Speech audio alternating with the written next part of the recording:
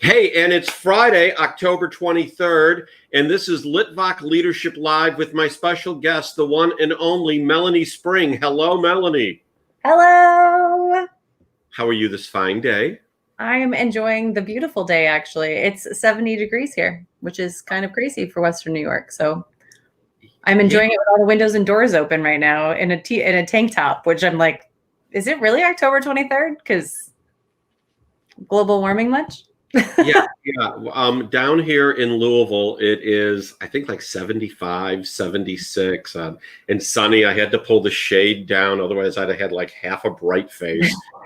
So Melanie is working the busiest day of the year right now because she leaves on vacation tomorrow. So it's like super productive day we were just talking about.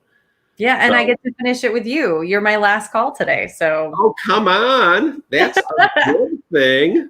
Yep.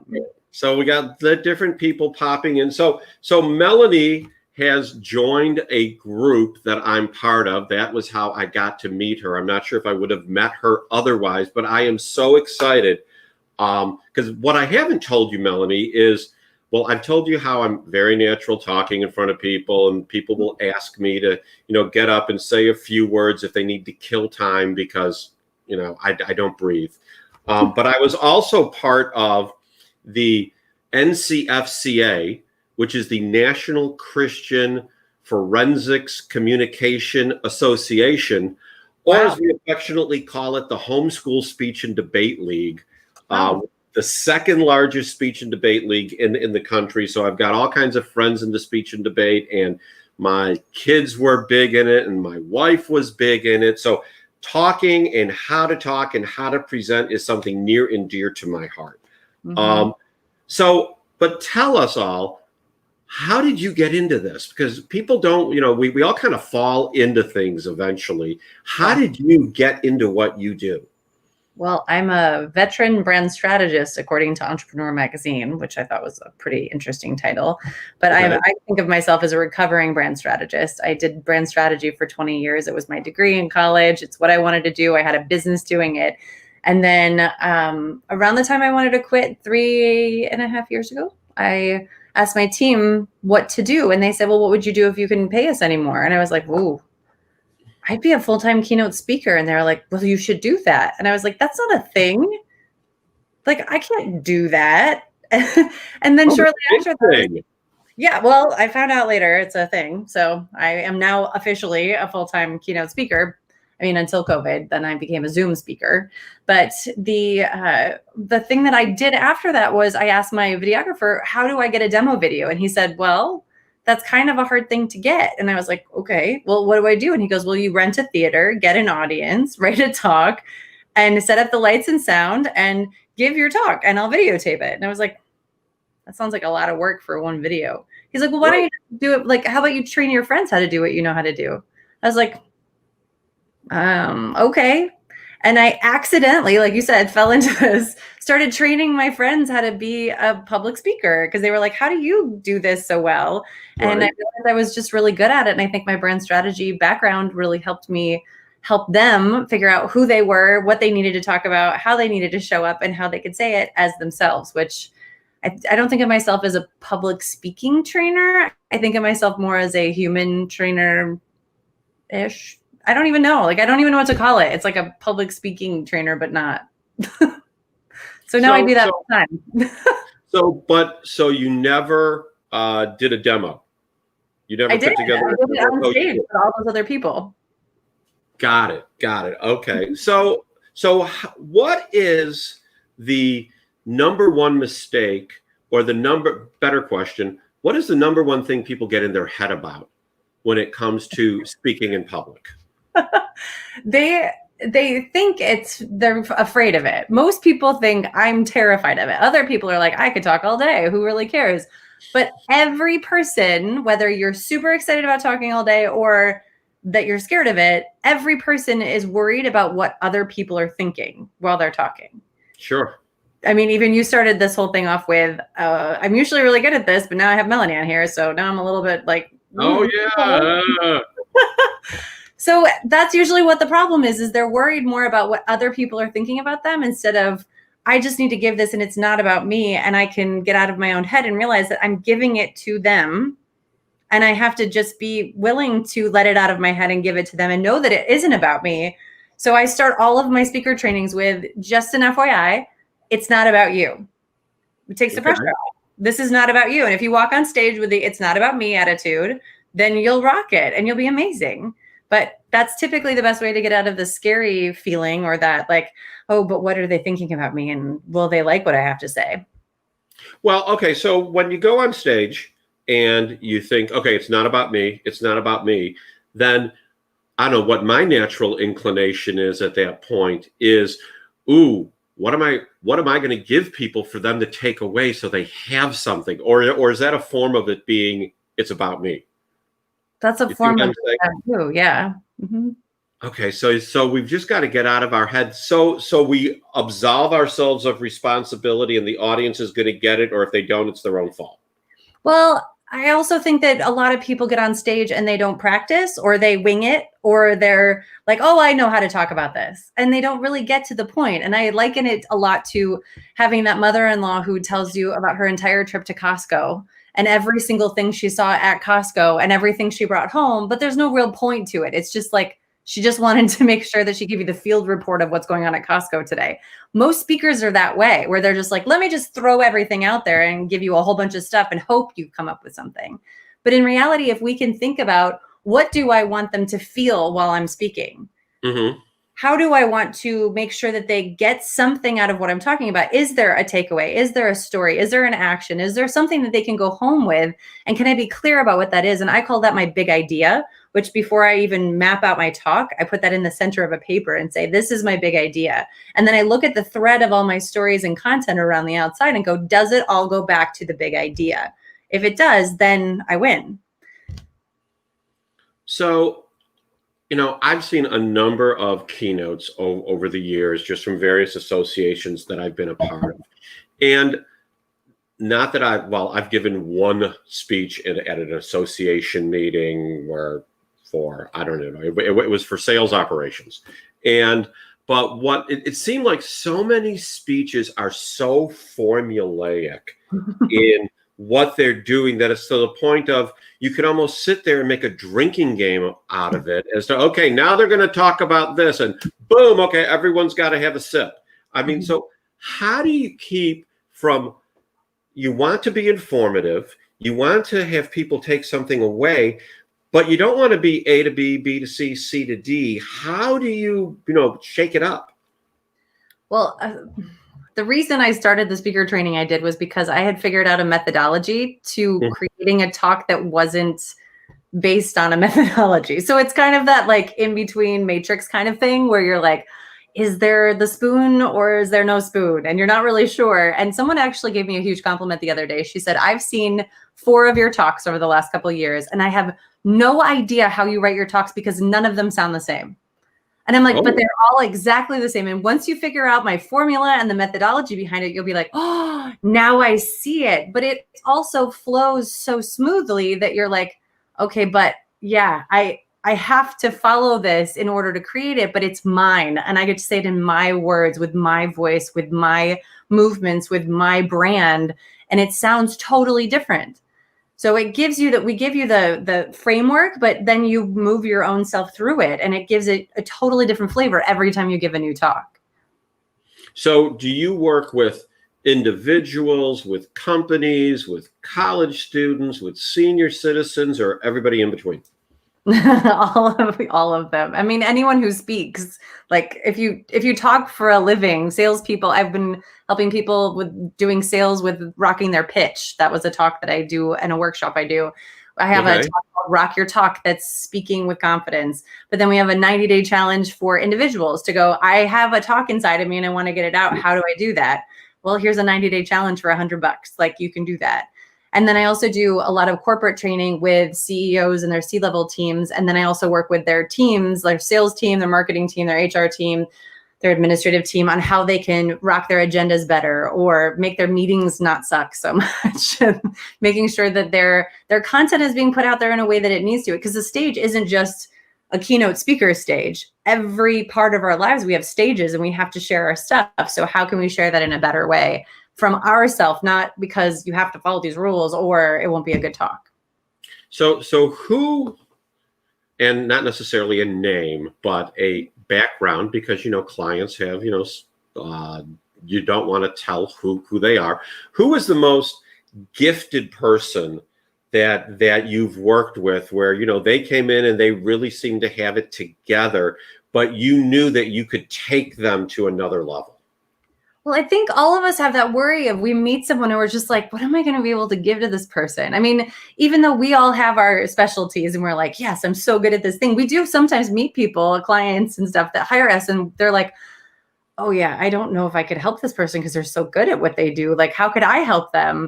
Mm-hmm. And I had one person, Becca Whitaker, and I'll tell you who she is because I talk about her all the time. She's a doctor. She's a chiropractor and a functional medicine doctor. And she's phenomenal at her job. And as soon as she got on stage, I was like, you're a full-on natural woman. Like, how am I going to be able to help you get better? And I realized she had a terrifying fear right before she got on stage where she would have like pools of sweat in her feet, like in her socks and shoes, every time she would get out there. And as soon as she got out there, she was like killing it, like totally killing it. And she would move her body in ways. And I know that every person has the ability to go up a notch. So any person I've learned over the years that comes to me, I'm like, I'm not going to teach you how to speak. If you already know how to speak, good. What do you need to know? Or what's the thing that's keeping you from being even better than you are? And I think I have a gift or an ability that allows me to see that. And it took me many of our retreats to be able to finally realize that when I see a person and I'm like, ooh, that doesn't work. When you kick your hip out like that, that makes you look sloppy. But I can look at another person doing the exact same thing and be like, that makes you look powerful. And I think that's the gift or the difference between what I do and what other people do is I'm not trying to put you into a box and go, here's the little box. And Becca, all she needed to do was have a strategy to get herself onto stage. Because as soon as she walked out there, she was golden. But it was the prep right beforehand that she needed the most work on. So everyone has something, and we all have something keeping us. Like, I know I have something, and I've always had coaches and trainers along the way helping me with the next thing. Even in my personal life with running, I have a running coach one year, or a strength coach another year, or, just a different person helping me with different things. So did Becca, at the beginning of her speech, just clap and say, so? No. So why don't you explain to people why that's so horrible, or it's kind of like people saying, because I know the story, but it's your story. Yeah. So my first call with the group that you're talking about is we were talking about what's one thing that you can teach us to kind of get us to stop doing things. And one of the things that I see all the time on social media is when someone starts a video on social media, they click it on and they're like, so today we're going to talk about this thing that I'm not really sure about because I really haven't thought about it. I just clicked on the video and I'm not really sure. Or they're saying that because they're nervous and it's a clap. Matthew McConaughey does this, but he looks so good doing it. And it's just part of like, I'm going to get you into this thing. And we're all like, yes, whatever you want to say, because you're Matthew McConaughey, you can say that. But most people can't. And it's a tell. It's a thing that they're like, well, I had someone the other day who I told, stop clapping before you start your video. Like, as soon as you start, don't clap, leave your hands out. And she's like, well, I use my hands for everything. And I was like, you can, you're totally allowed to. But as soon as you clap, it closes you off. Like, it closes your body off. And you're sending a signal to everyone who's watching, even without them realizing it. And when you start with so, you don't know what you're about to say. It's a filler word like an or a like. Right. So just say the word that you would say after so and go into it. All right. So Eric has brought up people speak and lack passion about a subject. So when I saw his comment, it made me think of introverts. Not that there's anything wrong with introverts, because I'm married to one. I'm one. You're an introvert? Mm-hmm. Hardcore. That is kind of shocking. That's so wait. So now we're going to leap over there. So how can you be so body movement, extemporaneous, loud, and smiley, and be an introvert? Because introverts are not boring or lacking of movements, or they're not quiet, they're not shy. Introverts recharge differently than extroverts. Extroverts recharge around other humans. Introverts recharge by being alone. I love being home and being alone. Going to an airport stresses me out. So I have to live within 35 minutes of an airport, and I have to have a strategy for going to the airport and being in an airport, because I get anxiety being in an airport because there's so many people and I don't like that. I also have to have strategies before I speak, when I speak, and on stage after. And I've learned how to do it. I'm a trained extrovert, if you will. I guess so. Okay. I think I've become more of an ambivert over the years, that Most people are. I'm out there, I'm loud, but boy, I value my quiet time. Just go away, people. Just give me an hour. That's all I want. But excuse me, Eric brought up people speak and lack passion about a subject. So when someone comes to you and they say, hey, I need to improve my public speaking, and you ask them, okay, well, what's your story going to be about? And they say, well, I don't have one. I mean, what do you do? I say everybody has one. And if you're supposed to talk about this because your boss told you have to, or a conference told you have to, then find a different way to talk about it. Realize that you have whatever you need inside of you already, and you just have to tap into the thing that you need to get out of yourself. Most people lack passion with their subjects because they're not being vulnerable with them. They're like, oh, I've been talking about this for years. I mean, professors do the same exact coursework year after year after year after year, and they can lose passion for that over time because of the fact that they just have done it for so long. But if you think about things like, I was just watching the movie Mr. Holland's Opus the other day. Okay. And it's such an old movie and a good one, but it's one of those ones that I had to remember. He started off hating his job, but over time he learned how to add more of himself to his job against what everyone was telling him to do. Like, we're going to play rock and roll because it connects with the students. We're going to do what we need to do to connect with the students. And if you're bored with your content, everyone in your audience is going to be bored too, and they're going to think you're boring. So if you can find a way to re-spark some passion for your message, or find a new story. I mean, if you've been telling the same talk for 20 years, find a new way of giving it, or you can talk about it differently. You have new stories. Every time I talk, I give a new story in one part or another because something new has happened and I want to keep it relevant. I can't talk about when we were out hugging each other all the time now because we're not. We have to be on Zoom. We have to be on video. We have to share that stuff. So how do you help extroverts? I used to refer to myself as a raging extrovert, but I have learned a certain level of moderation. I need to embrace it in a greater way because I get in situations like this and I can just feel it building. How do you help extroverts when they're going to get on stage and speak and, they've got that extrovert rush? How do you get them to remember moderation, or whatever you think they should be remembering, and not have them lose their train of thought? Well, extroverts are fun when it comes, especially the New York City kind, or the type where it's driven. I mean, I heard today on a call earlier that Detroit people are the same way. They're very focused, very brash. They want to get things done. They kind of run over people. And they were talking about Grand Rapids people who are not the same way, or Kalamazoo people, like every state has their own kind of New York City style in there somewhere. Sure. And a lot of people will it's a cultural thing for them. Like we talk faster, we go faster, we think faster, we're just going and we're just we run over people, we tend to anyway. And one of the things that someone a long time ago taught me was I don't talk fast. I just don't pause enough. And so pausing is the way for people to be able to catch up in their brains, because they can hear more words than we can say. They can hear faster than we can talk. So it's not about the fact that they can't get what we're saying, but we need to be able to pause to let them go, oh, that's what they got it. Now they can keep going. So when I work with people who talk faster or extroverted, or just, like have that go, go, go, go, go kind of attitude, I have to remind them to breathe. So taking pauses and practicing the power of the pause throughout their talks and going, you can talk as fast as you want, but then you have to breathe so that they can catch up to you. So I'm not trying to fix anybody, because no one's broken. No one has to do things differently. They just need to think about how is their audience listening to them. and how can they make sure to let them listen the way that they need to. So tell us a little bit about the power of the pause.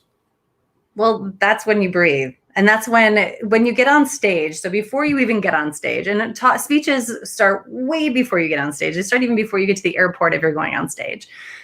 But when you are about to get on stage, you're excited. And a lot of people take that as fear. Some people are like, oh, it's definitely excitement. Other people are like, totally scared out of my mind, sweating through everything. I don't know what to do. And I'm like, that's also excitement. Fear and excitement feel the same in our bodies, but they tend to also amp us up and get us to start moving too fast, too quickly. So we get on stage and we're just like, okay, I have to tell everything really, really fast, and I have to get it all out there. And like we realize that we're doing it as we're doing it, and we're going, slow down. How do I get slower? And the best way to do that is before you get on stage, taking a body check from the head to the toes and back up and going, am I breathing, and am I fully breathing? Or am I breathing up here? Is it all still stuck because I'm really excited? Or can I breathe from down here? Can I breathe from my feet? So starting at your feet and starting through the floor, and even taking your hands down to the floor and like really letting yourself breathe. It kind of gets your whole body into it. And then as you walk up the stairs, remembering to breathe. And if you forget, just forget, walking out, standing and breathing and looking around the audience, because they don't expect you. They're not paying you by the second. So they're not expecting you to be like, well, we have to fill every second. Hurry up, hurry up, hurry up. We're doing that to ourselves. So if we were to walk out there, it settles our voices back down. We're not, especially as women, talking up here and oh, so excited. It gets our breathing back down, and it allows us to say our first 10 words and speak clearly and slowly so that we can get it out. And if we notice ourselves getting excited, we bring it back and breathe. And that's the power of the pause. So I was in speech therapy from kindergarten through 4th grade, then 6th grade through 8th grade for stuttering, stammering, and just not being able to pronounce words. And when I tell some people about that, those that don't know me well are surprised. Those that know me well say, yeah, I hear it when you get excited, because that's when I start talking faster and it happens again. So I tell you all that to ask you, have you worked with anyone with speech impediments and teaching them to speak, to give speeches? How has it helped them? I have. And I've also worked with a lot of people who are on the spectrum, or people who have dyslexia and have a hard time being able to put all the words together in a form that doesn't come out the way that they don't want it to. So, okay. I mean, I've worked with people with autism and Asperger's and all over the board. And I'm not by any stretch trained in any of it. So we actually are working right now with another organization called Results Learning in Denver to help them get more help for anybody who needs extra help with those kinds of things. But as we've been working through it, especially when we're doing the retreats and being on stage with people, because I have to do it live with people, a lot of times it's the power of the pause that causes people to be able to go, okay, I just need to think through what I'm going to say. And I also need to practice, because the practicing is the most important part of a speech. And most people don't practice. People who do TED, they do 100 times through to make sure that they have it before they get on stage. But most people who give speeches are like, yeah, I don't practice. I just put my talk together, I put my slides together, and that's it. And it's just going to be natural. It'll be great. Awesome. It'll be awesome. Well, I mean, Eric just posted that in the questions. He said, is it too basic for me to say, show up, have passion, you'll be more successful than not? No. But at the same time, know your shit. If you don't know what you're going to say and you don't have the content, yes, we all have content. If you told me to get up and talk about branding for an hour, easy. Mm-hmm. But will it be really well thought out? Will it fit together? Will there be a thread through it? No. It'll just be content. I'll just hope that I get it all out the way that I need to. But if we can practice and really think about, how do I have an hour branding talk that I can cut down to 5 minutes if someone asks me for 5 minutes, that I can cut down to 15 minutes if someone asks me for 15 minutes. And I think that's the difference between paid speakers and unpaid speakers, is people who are typically unpaid are typically just kind of winging it and throwing it out there. And they're not going to become people who people are willing to pay for speaking. Vice versa, people who get paid for speaking, that's their job to do it. It's a job to do. It's not just like, oh, I have to pitch for clients. It's your job. Like, you have to do the work, and you won't get asked back or referred if you're not great at it. So who inspires you? Oh my goodness. My speakers do. I am not a mom. I am 40 and I decided not to have kids very early on. So I just decided I really like, oh, I love that Eric said that. That's awesome. Yeah. Isn't it great? Isn't it great? That's very nice of you, Eric. Her hair is nicer than my beard. No doubt about it. Absolutely. Okay. So who inspires you? My rock stars do. So like I was saying, I got to 40 without having kids, and I just recently got married a year ago. And I realized that my speakers are my inspiration. They're my kids. And whenever they get on stage and they do the thing that they set out to do, the intention they set for the stage, I get to get pictures, because we have a great photographer at the retreats, of me being like, being a proud mom, like as if I was at like a, baseball game with my kid just hit like a home run and I'm so excited about it. And I'm just like, yes, they did the work. So I think that's who inspires me the most, is people who really put in the time and the work to do these speeches, because I watch them become different human beings. And I might be like a speaker trainer or whatever, but my retreats are more, it's deep, vulnerable personal development that they're doing in order to get there. It's not just them being like, oh, I have to write a great speech. They're digging deep in their souls and getting vulnerable with themselves and other people in order to do that. So my cousin Maurice, Melanie, you use your hands so effectively while speaking. So, I grew up Jewish. Maurice practices Judaism. Then there's Italians. I guess I'm going to ask you, is it a new, because I don't think you're Italian or Jewish. Maybe I'm wrong. But you're really doing the whole hands thing. Is that like a New York thing, or what is it? It's a practice thing. Oh, talk about that. It's a practice thing. Well, a lot of people will do this, where they use their hands a lot. Do you see this? It's hard to see my hands. It's not intentional. They're just like, I just talk with my hands. It's just what I do. It's just how I talk. I talk with my hands. Well, you can't see it. And if you ever watched, I'm going to date myself now, but do you remember Vanna White? I do have a few years on you. Yes, I do remember Vanna White. So whenever Vanna White would turn over a letter, what would she do? She'd go back to her spot and stand there. Or maybe she'd do this. Wait, let me get in front of the camera. This? Is that what she did? Well, when she turned over a letter, she would do this. Okay. She would touch it. She wouldn't do this. She would do this. Okay. When we move our hands and we keep our hands together, I can do this and you can see it. But if I do this, you can't see it.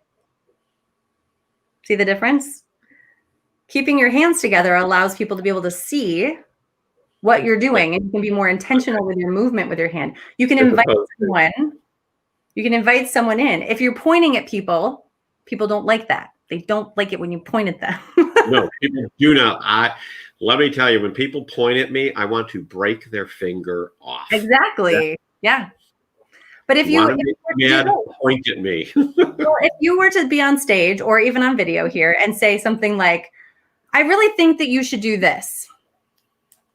Or you say, I'd invite you to do this. Which one was more effective? Yeah, the second one. Well, yeah. Yeah, you got a problem. But it's a difference of I can use my whole body. I can go toward the camera and get closer and more and further away. We do this on stage too, but a lot of people do this where their hands, here, I'll put this down just a little bit. Their arms get stuck here and they try to stay in this space here, which is a really tiny space. It's very close up, kind of like the clapping thing. Like they're here. I used to touch my belly because I was a singer. So my diaphragm was something I always had to hold. And then I realized as a speaker, I was doing that a lot. I was like, why am I touching my belly all the time? Oh, because that's home. That makes more sense. So being able to let your body go a little bit further, and we're not usually on like a little camera like this. Usually we have a square, or a rectangle that we're sitting in. So we can use our hands. There you go. So you can use your hands more effectively here and use the space a little bit more. But also if you're sitting there like that and you don't have this, and I'm using my hands all the time, but you can't see them. Right. So on stage, it's the intentionality of it. It's being able to move with this space instead of going, okay, I'm just going to throw my hands all over the place. And hope that it works. If you talk about your head, you can say my head or in my heart, or it was really heavy, or it was really big, or whatever. You can say all the different things and use your hands intentionally, but it's practice. It just takes practice, and it helps if you practice your hands with your talk and then watch it later. Don't do this in a mirror, because it's really uncomfortable to watch yourself in a mirror to do that. Because and you're not recording it either. Right. So you end up stopping. I mean, and it's like, I have the video of myself up and you up, and I need to make sure I'm focusing on you. But anyone who's ever done anything like this at all, and we all have because we're on Zoom calls, you end up watching yourself half the time, and you can't do that. You got to focus on the other people. So let me ask you, what is your vision? If I'm wearing a bathrobe, so. See, with women, you never know. Is it a bathrobe? Is it a shrug? I mean, what is it? See, I got out of that one really well.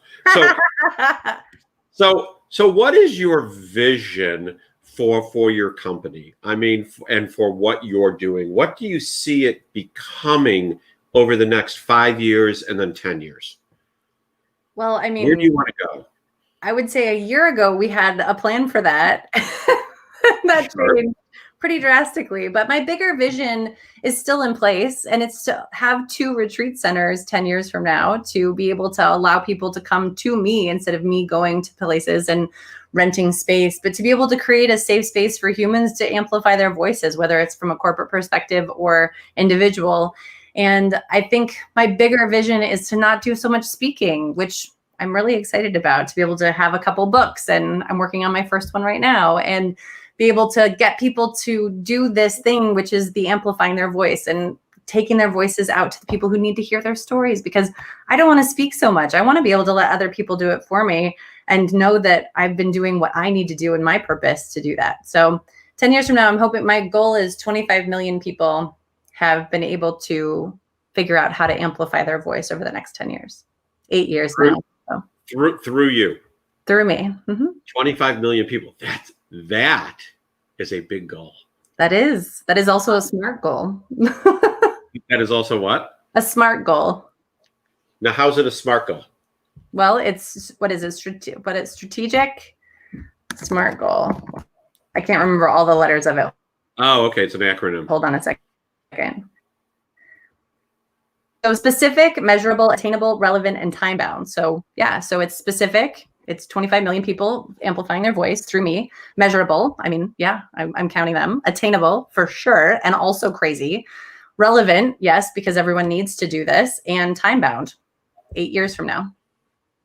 You've got it down. Okay, awesome. So we have gone shockingly 30 minutes already. And at this point in the program, what I ask our guests, okay, wait, but we'll let Kellen throw it there. Go big or go home. Phil has a question before I ask you my final question. Do you know Jackie McLenahan? No. Well, there you go, Phil. I would love to, whoever that is. So. And now I understand the robe comment, because you're doing a better job looking at the comments on the side than I am. So you're busy. As people have watched this and they're going to be leaving and you're headed off on vacation, but when people watch the replay and they are leaving it at the end and they go, boy, that Melanie, this is what I took from this conversation. What do you want them to take? What do you want to have them remember about you? What do you want to tell them that will make an impact? Go.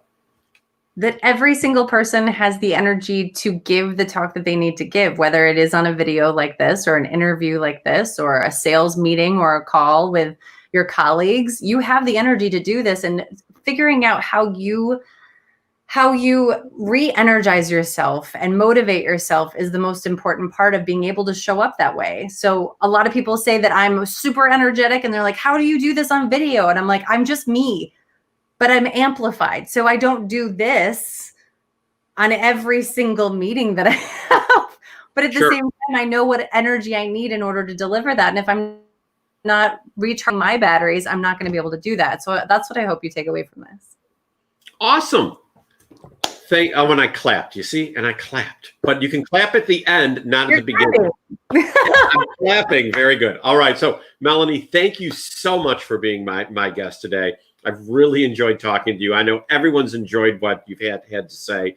And I know I'll be seeing more of you within the Megamind group. So very excited for all of us to be building our friendship. For the rest of you out there, hey, I hope you're making this Friday a great day. The weekend is ahead. Time to relax, recharge, and strategize.